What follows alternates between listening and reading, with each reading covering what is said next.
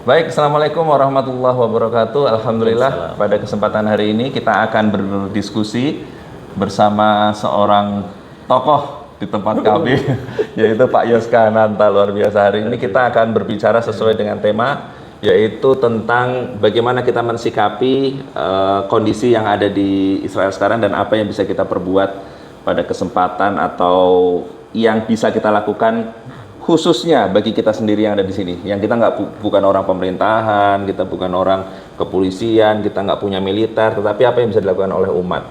Insya Allah hari ini kita akan sama-sama diskusi aja dengan Pak Yoska, insya Allah membahas tentang tema yang sangat menarik ini. Assalamualaikum Pak Yoska. Alhamdulillah.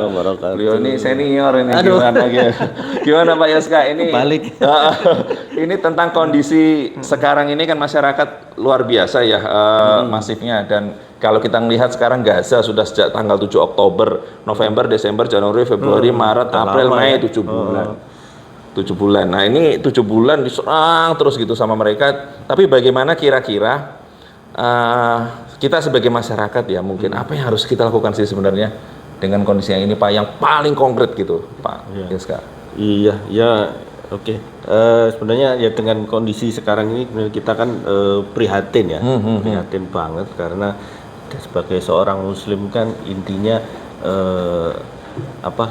ibaratnya kita itu bagian dari tubuh kita kan, jadi kalau ada salah satu yang tersakiti berarti kan semuanya ikut merasa sakit. Betul. Apalagi konflik di Palestina itu sudah terjadi sudah cukup lama, cuma yang kita sayangkan ini kenapa kok tidak ada solusi ataupun jalan tengah yang baik ya dari banyak ya yang bisa kita katakan negara-negara atau pihak-pihak yang berkuasa kan di dunia ini. Ya mungkin kemarin ujung-ujungnya ya pada saat konflik yang terjadi di beberapa bulan yang lalu sehingga sampai sekarang berlarut-larut dan bukan malah tambah baik tapi makin parah gitu ya. Iya. Ini sudah yang kerafah lagi sekarang Pak. Ya, kita juga turut sangat-sangat prihatin dan banyak juga nih ternyata tidak hanya dari kalangan umat Muslim yang merasa seperti itu, dari kalangan non Muslim pun juga terketuk nih ininya istilahnya nurani kemanusiaannya lah. Dari situ kan kita sudah cukup membuktikan bahwasanya kejadian tersebut ini memang bukan sesuatu hal yang benar gitu loh. Jadi ya kita insya Allah sudah betul nih apa yang kita ingin mau perjuangkan sekarang gitu. Iya. Terlepas dari berbagai macam propaganda yang ada di luar sana. Nah sekarang pertanyaannya apa sih yang bisa kita buat untuk saudara-saudara kita di Palestina, sedangkan kita sendiri juga penguasa bukan, pejabat bukan, betul. militer juga bukan, ya istilahnya hanya ya rakyat biasa lah. Jadi kalau menurut saya sih yang bisa kita buat, karena kita ada di rantai istilahnya ibarat rantai makanan yang paling bawah, kita hanya mengkonsumsi ya itu yang bisa kita buat. Kita punya hak untuk memilih apa yang mau kita konsumsi, memilih apa yang hendak kita untuk diri kita sendiri. Nah, cuma kita manage supaya kita minimalkan seminim mungkin lah kita untuk mengambil bahan-bahan atau barang-barang konsumsi yang diproduksi oleh Israel dan kroni-kroninya. Dari situ harapan kita kalau seluruh umat Muslim kompak merapatkan sepakat untuk itu, insya Allah akan punya dampak yang sangat signifikan terhadap boikot ekonomi di buat Israel dan kroni-kroni. Kurang lebih begitu Pak Ustadz. Betul. Luar biasa. Beliau ini kalau di tempat kami disebutnya sebagai Pak Novel Baswedan ya. Jadi jangan benar-benar nih kalau ikut apa istilahnya Pak, dulu tuh kan ada acara kuis itu ya, apa yang serba mirip itu ya Pak. Ini mungkin bisa ikut tuh kapan-kapan, insya Allah luar biasa. Tapi benar, artinya masyarakat ini sekarang bisa melakukan sesuatu yang mungkin bisa lah kita lakukan. Salah satunya tadi yang disebutkan oleh Pak Yoska adalah tentang bagaimana kita bisa memilih produk-produk apa yang bisa kita konsumsi atau yang tidak kita konsumsi. Nah, yang jelas memang sekarang ini kan udah banyak banget ya Pak ya. Menjamur banget lah, hampir semua lini itu sekarang dikuasai produk-produk mereka. Betul. Termasuk kurma aja sekarang. Nah, Itu ya. Jadi mungkin teman-teman juga perlu hati-hati nih, kurma kemarin pas Lebaran itu banyak yang pakai apa Pak, kurma mejol atau apa yang made in-nya USA itu kalau nggak salah kan katanya kan adalah dari sana, mana ada USA bisa nanam kurma, Indonesia aja susah nanam kurma kan gitu ya. Nah apalagi di Amerika, berarti itu adalah mereka impor dari sana, Israel baru dimasukin ke kita. Terus untuk mengetahui itu tuh gimana, apa yang atau piranti atau tools apa yang mungkin bisa kita ini Pak? Apakah hanya membaca saja, oh ini produk-produk ini, atau kita ada tools yang lain gitu Pak?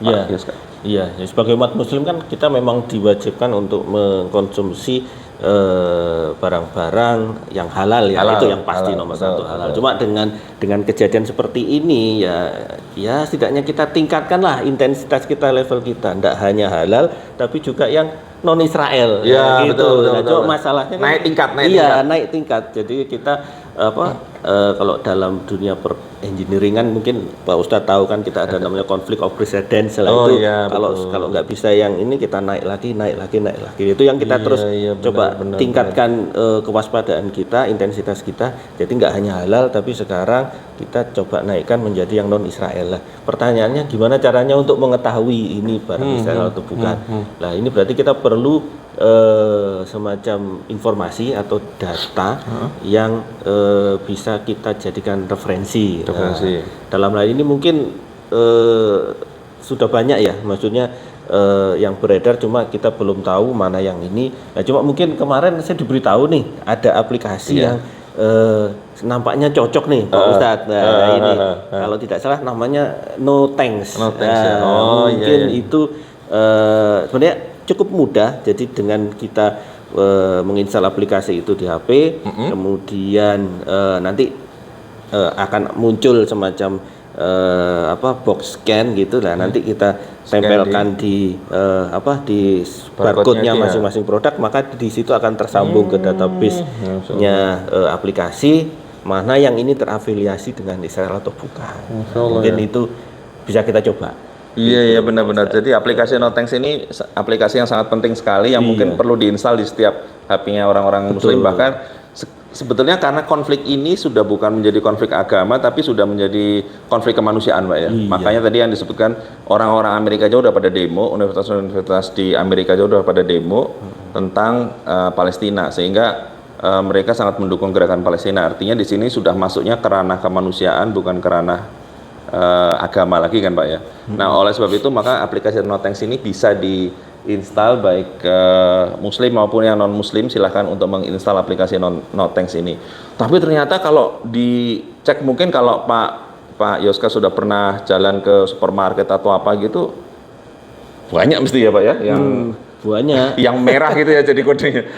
Itu atau gimana? Ada indikator apa sih di situ Pak? Ya kalau kita scan nih, semisal ini terafiliasi dengan Israel, di situ akan muncul ininya apa ya? Istilahnya saya lupa, tapi warnanya jadi merah gitu. Produk ini terafiliasi dengan Israel. Jadi mungkin nanti ada 3 result. Yang pertama yaitu tadi kalau memang ini terafiliasi dia akan warnanya jadi merah.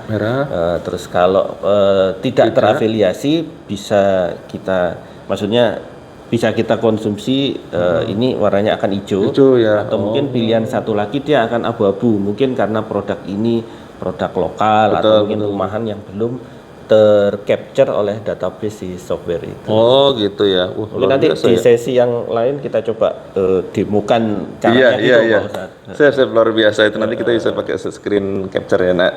Jadi memang ini bagus banget ya. Artinya kalau seandainya kita sudah bisa mengetahui tapi mungkin yang di supermarket ini mungkin banyak ya yang produk-produk merah gitu ya. Iya banyak. Masalahnya kita kan selama ini tidak mengetahui nih rantai distribusi, mulai dari produksi, distribusi dari produk-produk itu ternyata ini ada hubungannya sama Israel gitu. Jadi sebagian dananya juga masuk di sana dan membiayai biaya militer mereka lah. Ini kan dikonvert menjadi peluru gitu lah ya. Iya, apa kita masih mau nih untuk mendukung mereka gitu, memberikan laba hasil ekonomi mereka gitu, yang tujuannya juga untuk Iya. berperang dengan saudara-saudara kita di Palestina. Padahal itu saudara kita sendiri yang akan diserang dengan nilai itu. Mungkin perlu kita screening dulu nih, mulai di rumah kita sendiri tuh ya Pak ya. Betul. Wah, rumah kita tuh kalau dicek itu mulai dari kamar mandi sampai kita mau tidur, mau makan, mau di dapur itu mungkin, itu bisa dicek pakai aplikasi itu ya Pak ya. Iya, betul. Nah, kalau seandainya posisinya seperti itu, memang sebetulnya dengan teknologi kita sudah dimudahkan untuk bisa menganalisa hal-hal seperti itu, sehingga kita lebih mudah untuk menentukan bukan aja halal haram tapi udah naik grade, yaitu produk bukan. Karena memang dulu Pak Ustadz pernah dulu suatu seminar, salah satu seminar hadis ya di Mesir atau di mana ya, di Rusia atau di Mesir lupa saya. Itu pernah dulu hampir ditetapkan halal haram itu bukan dari zat dan prosesnya aja, tetapi juga dari negaranya, walaupun saat itu belum korum. Tetapi dengan adanya kondisi ini mungkin itu bisa jadi, apalagi MUI sudah ngeluarin ya Ustaz? Iya. Kalau yang saya dengar memang dari MUI sudah memberikan arahan supaya kita mendukung perjuangan dari rakyat Palestina. Ya, salah satu yang bisa kita upayakan adalah dengan melakukan boikot terhadap produk-produk yang berafiliasi dengan Israel. Ya, ini sebenarnya sebagai sarana nih, sebagai sarana alat kita untuk mendukung perjuangan ini. Iya, gitu. Benar. Sekaligus karena gini, kalau ulama itu sudah menentukan kan berarti sudah ada hukum, walaupun itu bukan hukum negara tapi jadi hukum vertikal ya Ustaz ya? Iya. Karena itu kan ulama sudah memberikan fatwa kan seolah-olah gitu ya. Iya. Nah, terus kalau seandainya ulama sudah melakukan itu, walaupun mungkin secara negara sendiri dia tidak melakukan itu karena negara kan mesti ada hubungannya dengan bisnis ya Ustaz ya. Dia nggak akan berani untuk mengeblok dan lain sebagainya. Dan sekarang ini memang masyarakat ada yang care dengan ada yang nggak care itu Ustaz. Itu gimana caranya membuat masyarakat sekarang itu bisa lebih care dengan kondisi itu ya?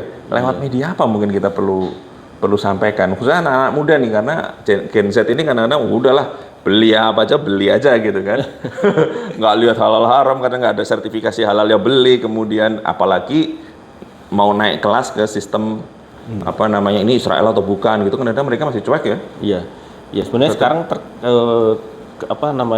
situasi yang terjadi sekarang ini sebenarnya fatwa dari ulama itu sudah ada.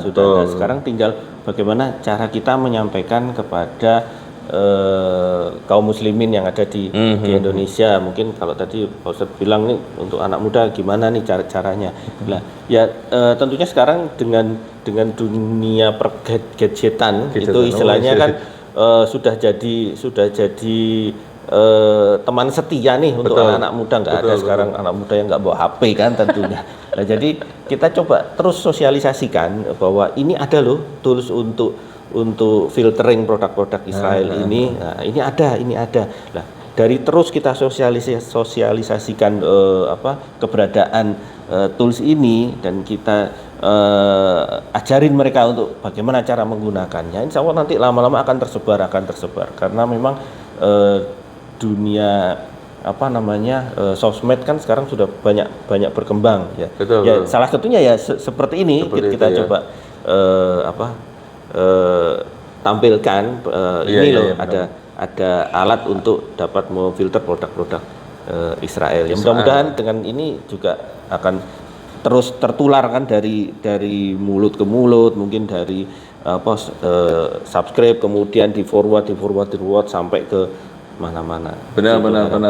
Nah, itu yang sekarang paling penting, dan para ustadz mohon untuk bisa install juga. Ini perlu juga nih ustadz supaya tahu nih cara menggunakannya dan bisa mensiarkan ke masyarakat setempat. Iya. Gitu insya Allah. Oke, syukran, alhamdulillah kita sudah berbicara sedikit mengenai satu software yang ini sangat cepat sekali. Kita bisa memastikan produk-produk mana yang perlu kita untuk segera hindari. Walaupun demikian tentu masih banyak perusahaan-perusahaan yang juga melakukan perjanjian-perjanjian dengan mereka ya Ustadz ya. Memang ini pelan-pelan kita minimal yang bisa kita lakukan dulu sebagai ya yang disampaikan tadi rantai makanan terakhir, tapi kita tetap masih bisa berbuat. Karena burung pipitnya Nabi Ibrahim aja beliau membawa air ya Ustadz ya untuk memadamkan api. Katanya emang bisa madamin api. Nabi Ibrahim yang gede, burung pipitnya bilang walaupun ini tidak bisa memadamkan, tapi minimal saya sudah melakukan suatu kebaikan dan saya sudah memposisikan diri saya itu pro dengan Nabi Ibrahim. Nah makanya kita harus memposisikan seperti itu, walaupun kecil, syukur-syukur nanti kayak Pak Yoska insya Allah segera menjadi direktur. Itu nanti bisa bisa membuat perjanjian-perjanjian yang lebih syar'i insya Allah gitu. Mungkin ada penutup Pak Ustadz, silakan. Untuk teman-teman yang ada di YouTube silakan Pak. Iya, apa ya? Ya udah mungkin sebagai penutup mungkin dapat kami sampaikan ya istilahnya bahwa kita sebagai umat Islam, apapun posisi kita, terus kemudian dimanapun kita berada, kita punya kewajiban amar ma'ruf nahi munkar. Tentunya dengan segenap kemampuan kita yang ada. Apa yang bisa kita buat untuk agama ini kita buat. Gitu. Jadi dalam agama kita tidak dipaksakan sejauh mana kita bisa buat, tapi sesuai dengan kemampuan kita. Nah, pada saat ini banyak sekali kemudahan-kemudahan yang kita dapatkan dari teknologi, dari informasi, dan itu bisa kita lakukan. Nah, ya apa yang bisa kita lakukan sekarang maka kita lakukan. Mudah-mudahan itu akan bisa bermanfaat buat agama dan juga buat kaum muslimin pada umumnya. Masya Allah, syukur alhamdulillah. Tadi yang disebutkan amar ma'ruf nahi munkar Al-Imran 104, ini silahkan teman-teman lihat. A'udzubillahi minasyaitonir rajim. Bismillahirrahmanirrahim. Wa takum minkum ummatun yad'una ilal khair wa ya'muruna bil ma'ruf wa yanhauna 'anil munkar wa ulaika humul muflihun. Sesungguhnya ada di antara kamu sebahagian kamu yang mengajak kepada amar ma'ruf dan mencegah kepada nahi mungkar. Sesungguhnya mereka orang-orang yang beruntung. Jadi ada sebahagian, tidak semua, tapi pastikan kita ada yang di dalam bagian itu ya Ustaz ya.